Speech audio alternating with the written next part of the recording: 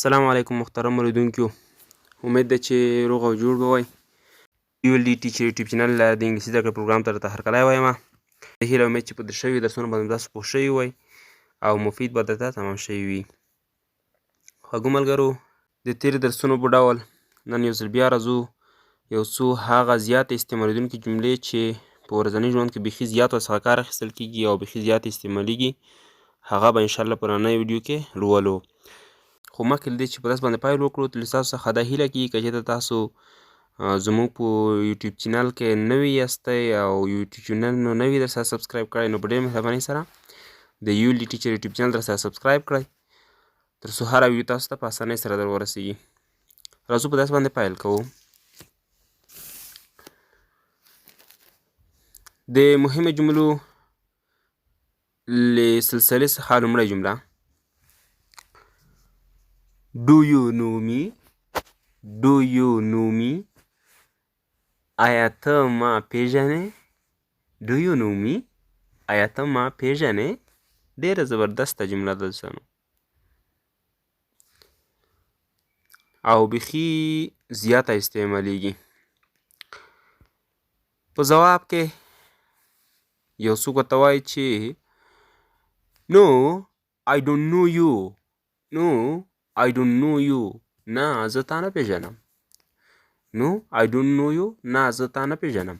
دوستانو د دغې جملې لپاره چې زه تا پیژنم او نه پیژنم، د دې لپاره نوره هم زیاتې جملې استعمالیږي چې د هغې له جملې څخه یوه دغه جمله ده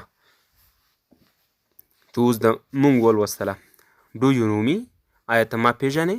No, I don't know you. نه زه تا نه پیژنم. اوس تاسو د دغه جملې په مرسته به نوره جملې څنګه جوړوئ؟ زه یو مثال درته جوړ کړم. لکه ما دلته درته لیکلی دي چې Do you know me؟ آیا ته ما پیژنې؟ دا ځای کې دوستانو د می چې دی دغه مفعولي ضمیر دی. تاسو د مفعولي ضمیر ورته بدل کړئ. مثال Do you know him؟ آیا ته هغه سړی پیژنې؟ آیا ته دی پیژنې؟ Do you know him؟ آیا ته دی پیژنې؟ Do you know them؟ آیا ته دوی پیژنې؟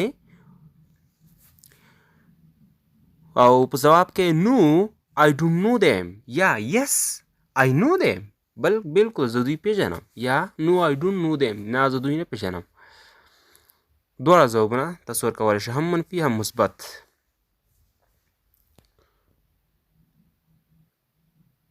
بله جمله How was my friend؟ How was my friend؟ زما ملګری څنګه و؟ How was my friend؟ زما ملګری څنګه و؟ ځواب He was very happy. He was very happy. هغه ډېر خوشحال و. هغه ډېر خوشحال و. He was very happy. هغه ډېر خوشحال و. او د دې جملې په مرسته نوره جملې لکه How was my father؟ How was my father؟ زما پلار څنګه و؟ How was my brother؟ زما ورور څنګه و؟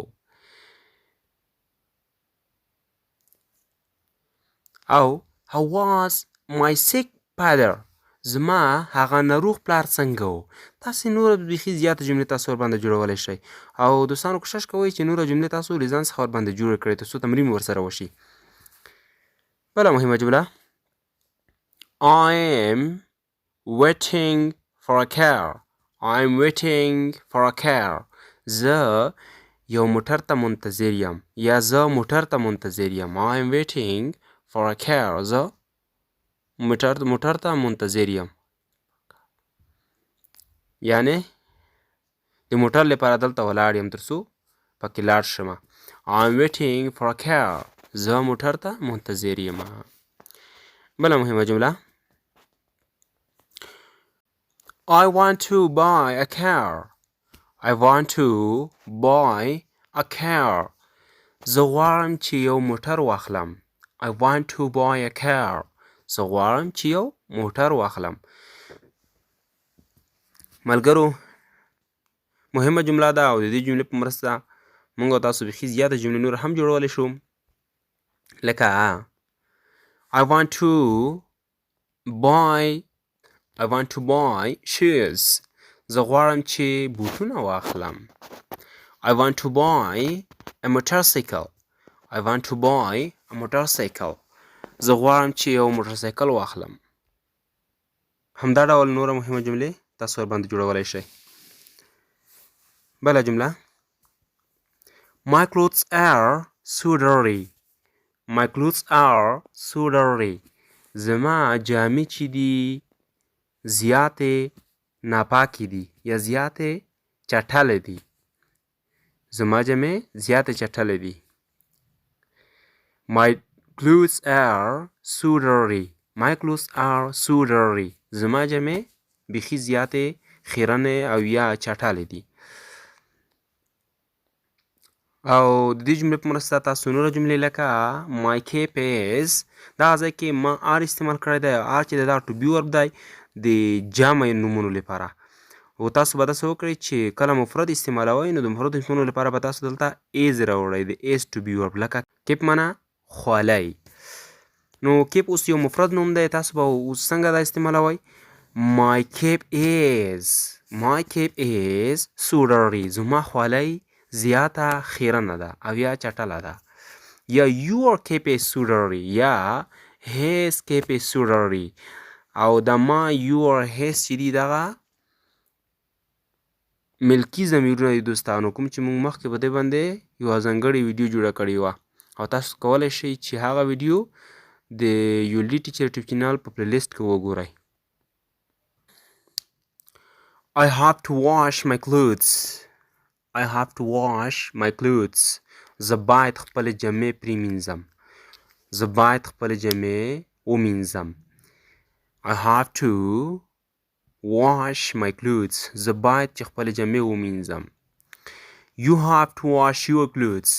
ته باید خپلې جامې ومینځې. They have to wash their clothes. دوی باید خپلې جامې ومینځي یا یې پاکې کړي. زیاتې جملې ورباندې جوړېږي. کوشش کوئ دوستانو دغه جملې چې موږ تاسو ته راوړو دغه یادونه زه هر وخت کومه. نو تاسو داسې کوئ چې په دغه جملو باندې نوره جملې جوړوئ تر څو تمرین مو ورسره وشي او د جملو جوړولو طریقه مو ورسره زده شي. یوازې همدغه جملې تاسو په همدغه جملو باندې اکتفا مه کوئ. خوږو ملګرو داس په همدغه ځای باندې بس کړو تر څو ویډیو څخه اوږده نه شي. او له تاسو څخه هم ډېره مننه چې تر اوسه راسره پاتې وئ او ویډیو مو تر دغه ځایه وکتله. خدای دې وکړي چې په داس باندې به پوه شوي وئ. د اوس لپاره ماته اجازه راکړئ او د الله په امان.